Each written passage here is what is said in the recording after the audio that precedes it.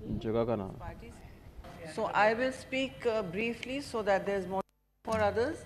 I understand that everybody wants to speak on this issue simply because it is something that has caused national trauma for all of us.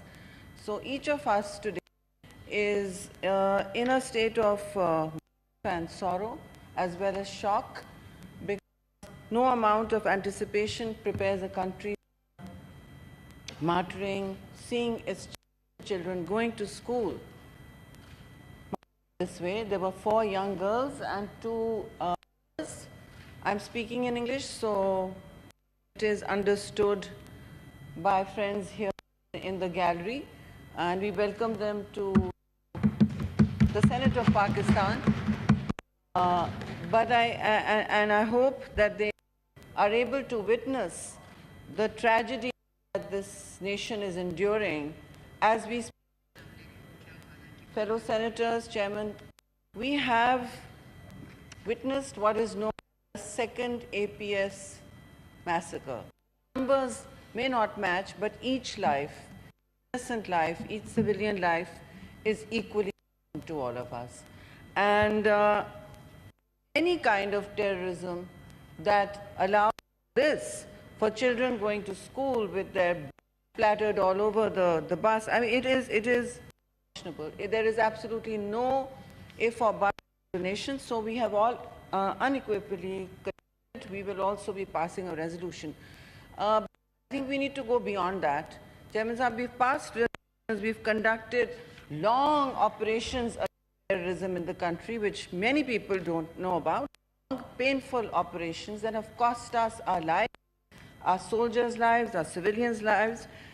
And we still have not gone to the front lines of despair. We are a resilient, strong nation, and what has happened here is that people don't realize Pakistan is fighting a punishing battle against terrorism, both in the shape of the TTP coming in from Afghanistan and in the shape of groups such as the BLA, which funded, secured, financed, organized. I'm going to say it as it is. We have been confident in our diplomacy with friends from our neighbor India. Where serving military officer Kulbhushan Yadav has been caught exactly this in Balochistan, and their main job is funding, their second job is facilitating, and their third job is arms. If I am mistaken, my friends in Balochistan can please correct me, because they are the ones living actually in the trenches of a divided and difficult terrain. I divided because when you are in a terrain that is bordering such things, yes, we have to give them political solutions. We do give better political solutions. And that's a separate discussion. That is an important discussion. We've touched upon it, and my party believes always in trying to solve as many development and political problems with accommodating as many people in the mainstream. But these are not political people. I have actually seen some of them, met with some of them in human rights conclaves in the past, and this is not, while there may be grievance, I want to be very clear, this is not how grievance is addressed. Am I right? Is political grievance ever addressed like this?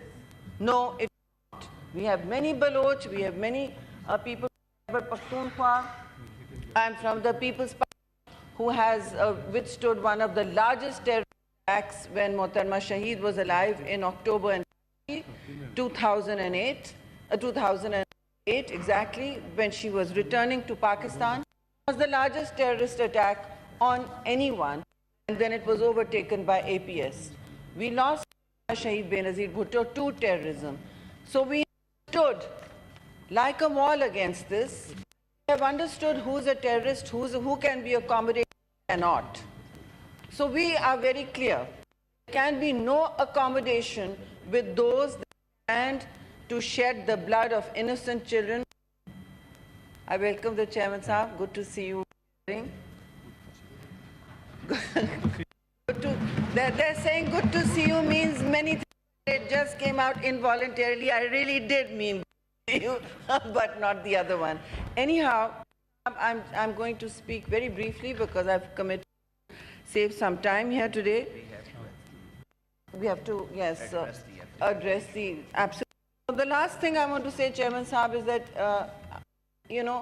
should Pakistan with its fingerprints, with India showing its fingerprints on BLA, on this attack, which many are taking responsibility for, should we also do what India did, what Modi's India did? Should we also just say, tomorrow, right, our media has decided it is them, and once they have decided it is them, we will provide the fingerprints. And I even have fingerprints from some Jhota unresolved cases in which Muslims were burnt alive in a train, and nothing was ever done. In fact, later a commission was produced that yes, India was responsible. We also have many other attacks, as Pahalgam, and now we have Pulwama, and now we have this. Now we have Pathankot. Many attacks I can read out chapter and verse. Today, we ask ourselves, we are a peace-loving nation. Everyone is angry at that was forced on us. Chairman Sahib, that you recall was forced on us. We are a peace-loving nation. War was forced on us. Peace was considered as a weakness. It is not. This terrorist attack that has been perpetrated by members of net that is connected to BLA and broad intelligence community arm of the Indian forces, we strongly and unequivocally condemn it, but we also condemn India for reaching out. So far, Pakistan's innocent children and civilians are dying, for bombing first civilians on the day of this 87-hour war that they perpetrated, bombed civilians. We did not. Even the third attempted, we retaliated with military. So, sir, the question for this House is, should we have gone to war now? Is this casus belli? Is provocation? No, it's not, sir. Deputy Chairman of the Senate wind up. Sir ji? Should I say like... Please, it's your prerogative, sir. You always stop with great respect. If you're saying wind up, finish in 6 seconds. So with these words, I want the House should consider that are we going to be the other face of India? I would suggest we are not.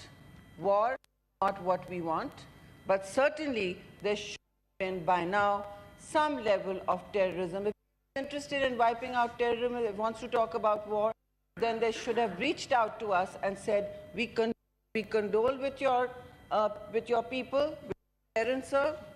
We condemn the attack like we did for Pahalgam. So when innocent citizens are attacked, why is India quiet? That is reason to go to war. But certainly, there is reason to sort out why terrorism is rising in both countries.